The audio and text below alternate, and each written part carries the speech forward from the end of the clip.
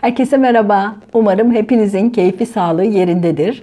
Bugün biraz kadın kadına dedikodu yapalım istedim. Erkekler neye aşık olurlar bunu konuşacağız. İlişkiler konusunda çok fazla video yaptım gerçekten biliyorsunuz. Çoğu kadının derdi ilişkiler. Neden terk ediliyorum? Neden ilişkilerim düzgün yürümüyor? Neden uzun ilişkim olmuyor? Gelen adam neden gidip de başkasıyla evleniyor? Niye bana aşık olmuyor da başkasına aşık oluyorlar? Biz kadınlar bu konuları çok didikliyoruz. Aslında erkeklerin hep derler ya kadınları anlamıyoruz diye, ama bu gelen sorular sonucunda şuna karar verdim ki biz kadınlar da aslında erkekleri pek anlamıyoruz. Daha doğrusu beyinlerinin çalışma şeklini bilmiyoruz diyebilirim. Erkeklerin dikkat ettiği önemli bazı şeyler var. Bu videoda onları anlatacağım. Nelere dikkat ediyorlar? İçiniz rahat olsun. Erkeğin ilgisini çekmek için dünyanın en güzel kadını olmanız gerekmiyor. Halbuki biz kadınlar hep buna takılırız.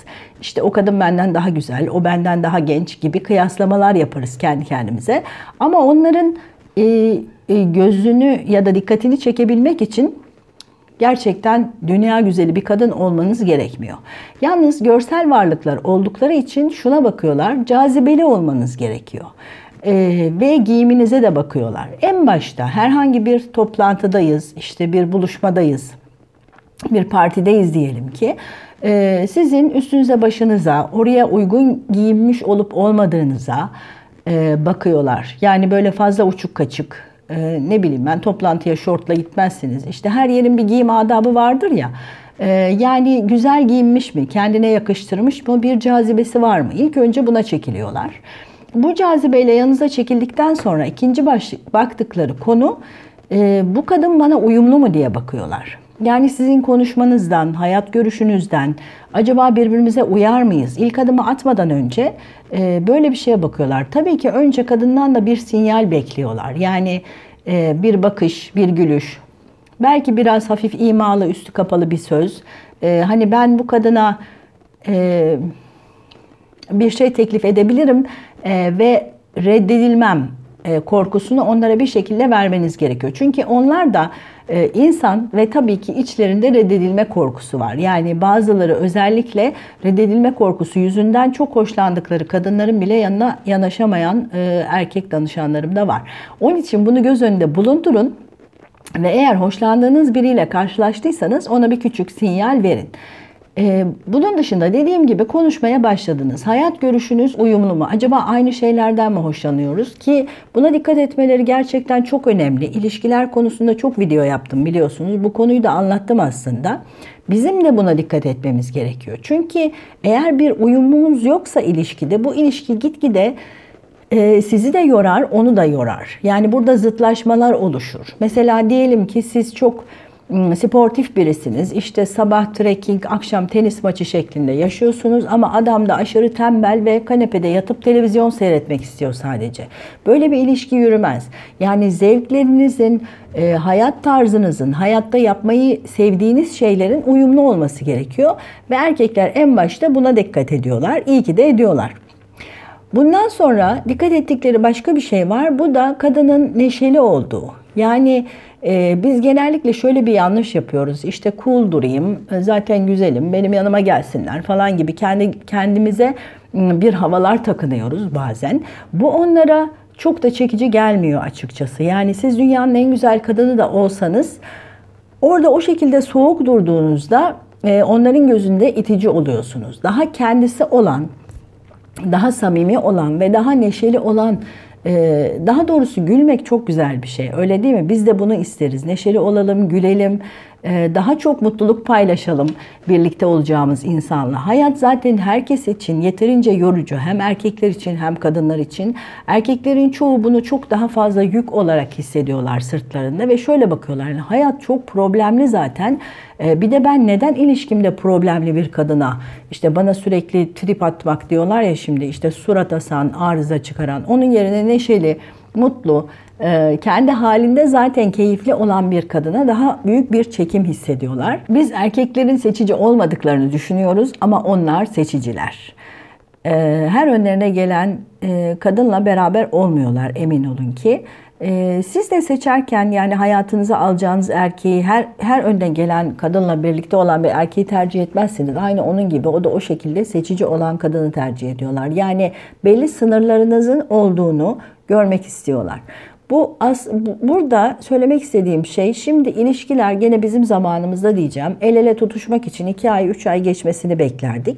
Şimdi bakıyorum daha o akşam tanışmışsınız, hatta tanışmamışsınız yani. İşte bir yere gitmişsiniz, biraz içki içmişsiniz falan. Ondan sonra da kendinizi o adamla yatağa atıveriyorsunuz. Lütfen bunu yapmayın.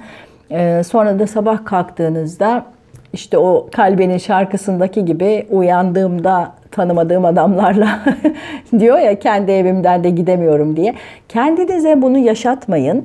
Bunu yaptığınız adam hayatınızdan gider. Çünkü o zaman sizin çok kolay bir kadın olduğunuzu düşünecek. Ve zaten daha adamı tanımıyorsunuz bile yani. Bir adını öğrendiniz, bir belki ne iş yaptığını öğrendiniz. Hani o 1 saat, 2 saat, 3 saat geçirmiş olsanız bile biraz müsaade edin kendinize cinselliği yaşamadan önce. Yani bunun süresi nedir? Hani 3 ay, 6 ay bir süre verin. O ilişki ilerlesin. O insan, 2 kişi arasında gerçekten bir yakınlaşma, bir çekim. Bütün bu daha önce gözden geçirilmiş olan kriterler, evet bu adam bana gerçekten uygun. Bununla düzgün ve uzun bir ilişki yaşayabilirim. Bunu hayatıma alabilirim. Yani bu kriterler sizin kafanızda da otursun. Adamın kafasında da otursun.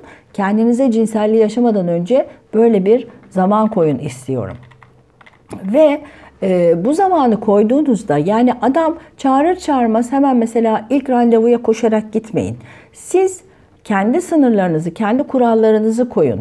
Ona deyin ki evet buluşabiliriz ama o gün değil, şu gün işim var, şu gün buluşabiliriz. Bu onun hoşuna gidecektir. Öbür türlü hemen şu gün buluşalım mı deyip siz koştuğunuzda sizi çantada keklik olarak görecek ve kendinizi bu şekilde değersizleştirmiş oluyorsunuz onların gözünde. Şimdi erkekler yapısal olarak atalardan da gelen bir kural bu. Onlar avcıdırlar ve avcı olmayı severler. Yani o avın peşinde koşmayı ve onu kendi çabalarıyla elde etmeyi severler. Doğaya bakın. Doğadan hep ders almamız gerekiyor. Bu doğadaki erkekler kadınları tavlamak için neler neler yapıyorlar. O tavus kuşu kocaman renkli tüylerini açıyor, bir kendini gösteriyor.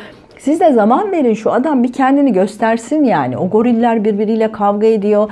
Kadın goril bunlardan birini görsün, seçsin diye. O kenarda bekliyor böyle. Yani siz de çekilin ve bekleyin ki o kendi marifetlerini sergilesin, avcılığını yapsın, sizi tavlıyor olmaktan keyif alsın. Yani siz hoşlanmış olsanız bile bunu en baştan belli etmeyin ve ona sizi tavlama keyfini yaşatın. O zaman değerli olacaksınız erkeğin gözünde. Böyle bir huyları var. Ve başka bir şey daha söyleyeceğim. Kıyaslanmaktan nefret ediyorlar. İlişki içerisinde kesinlikle hiçbir erkeği bir başkasıyla kıyaslamayın. Onlar sadece eşsiz olduklarını bilmek istiyorlar ve bunu duymak istiyorlar. Özellikle çok fazla cinsel performansım yeterli mi var kafalarında. Hepsinin kafasında bu var. Daha mı iyiyim, daha mı kötüyüm, şöyle miyim, böyle miyim, ya işte benden iyilere rastlanmışsa falan gibi endişeleri var. Bu endişelerini körükleyecek ya da herhangi bir şekilde, yani ne saçını, başını, gözünü, giyimini hiçbir şekilde hiç kimseyle kıyaslamayın. Hatta söyleyebiliyorsanız, belki söylemesi komik gelecek söylerken ama ona ben senin gibi bir erkek tanımadım, sen eşsizsin gibi bir şey söyleyebilirseniz eğer, yüzündeki memnuniyet gülümsemesini mutlaka yakalayacaksınız. Garanti veriyorum size. Kadınların yaptığı bir diğer yanlış da, bunu daha önceki videolarda da anlattım, fazla ilgi göstermek. Erkekler bizim istediğimiz gibi ilişkiyi yaşamıyorlar. Böyle sabah günaydınlar, akşam iyi akşamlar, işte bütün gün ne yaptın, ne ettinler, mesajlar, görüşmeler, yoğun ilişkiyi sevmiyorlar. Daha doğrusu öyle söyleyeyim. Arada bir rahat bırakılmak istiyorlar. Yani ben kafamı dinleyeyim, biraz kendi arkadaşlarımla takılayım, işte PlayStation mı oynayacağız, halı saha maçına mı gideceğiz yahut bir yere mi çıkacağız içki içmeye, her neyse dediğinde onun ensesine yapışmayın. Hayır, sen niye onlarla gidiyorsun, niye benle zamanını geçirmiyorsun diye. Çünkü oraya gittiğinde keyif alacak, yeni bir enerjiyle dolacak, size anlatacak bir şeyleri olacak. Bu da güzel. Yani insanlar birbirini rahat bırakmayı bilmeliler. İlişkinin içinde birbirlerine özgür alan tanımayı bilmeliler.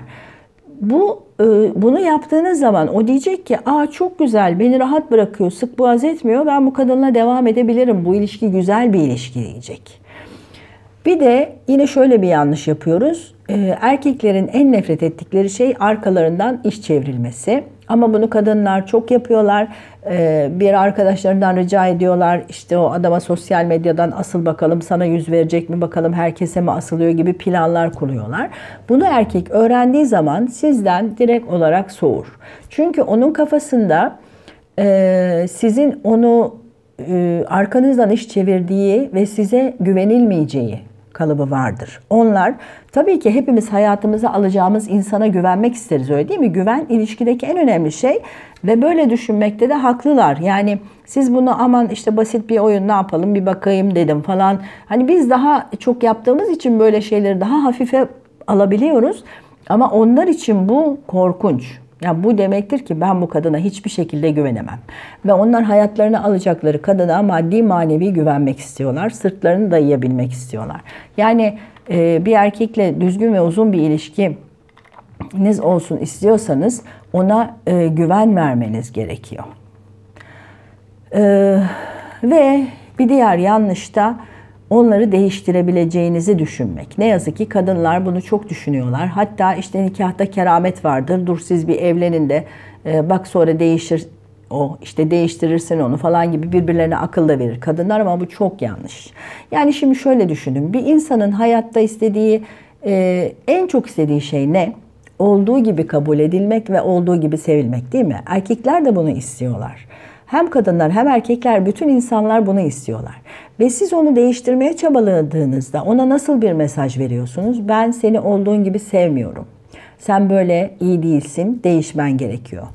Dolayısıyla bu mesaj onu mutlu etmiyor. Yani hayatınıza aldığınız erkeği mutsuz ediyorsunuz. Dolayısıyla buna en baştan bakın. Yani ben bu adamı seviyor muyum, beğeniyor muyum? Evet, %100 olmayabilir belki ama yani şu taraflarını çok seviyorum ama şu taraflarına da katlanırım, görmezden gelebilirim. Yani o kadar önemli değil diyebiliyorsanız o adamla ilişkiye girin. Eğer bunu diyemiyorsanız, yani bu adam iyi hoş ama ben şu huyuna katlanamam ama bir evleneyim de işte bir ya da ilişki başlasın da ben bunları değiştiririm gibi düşünmeyin. Hem sizi yoracak hem karşıdakini yoracak ve o ilişki eninde sonunda güzel gitmeyecek yani. Başka bir konu daha var. Bunu da yine ilişkiler videosunda söylemiştim. Burada bir daha söylemem gerekiyor. Fazla sevmeyin. Çünkü biz kadınlar gerçekten derin bir şekilde seviyoruz, yoğun bir şekilde seviyoruz. Ve erkeklerden daha fazla sevme kapasitemiz var ve bunu çok fazla gösteriyoruz. Bu onları şaşalatıyor. Yani sevin ama bunu içinizde tutun. Bunu hep şu örnekle anlatıyorum. Yani birisi size günde 40 mesaj atsa sonuçta siz boğulursunuz. Sevginiz bu şekilde erkeğe yansıdığında o diyor ki ne oluyor ya, bir dakika, yani bu çok fazla bana diyor. O zaman da kaçıyor. Bu kadar yoğun, evet sevgiyi herkes ister ama bu kadar yoğun sevilmek onları korkutuyor ve kaçırıyor. Dolayısıyla ilişki dans gibi olmalı. Bir adım siz atacaksınız, sonra bir adım onun atmasını bekleyeceksiniz. Lütfen bekleyin. Yoksa işte neden kaçıyorlar, neden gidiyorlar gibi şeyler oluyor. Ve son olarak bir şey daha söyleyeceğim. Tabii ki çok önemli bir özellik insanın kendine güvenmesi. Herkes de bunu görmek istiyoruz, değil mi? Yani kendine güvenen bir adam geldiğinde yahut bir kadın geldiğinde şöyle hoşumuza gidiyor, vay be diyoruz. Bu ne kadar güzel, kendine güveni olan bir insan. Onlar da kendine güveni olan kadınlara çekiliyorlar. Yani ilişkilerde kendinizi paspas etmek yerine yeri geldiğinde kusura bakma benim bir hayatım var, bu sana uyuyorsa kalabilirsin yoksa kapı orada diyebilmelisiniz. Demelisiniz yani. Gerçekten sizi seviyorsa o insan kalacaktır ve üstelik de bunu yapabildiğiniz için size hayranlığı bir kat daha artacaktır. İşte erkeklerin kalbine giden yol buralardan geçiyor. Dilerim hayatınıza katkısı olan bir video olmuştur. Sevgiyle kalın, sevgide kalın.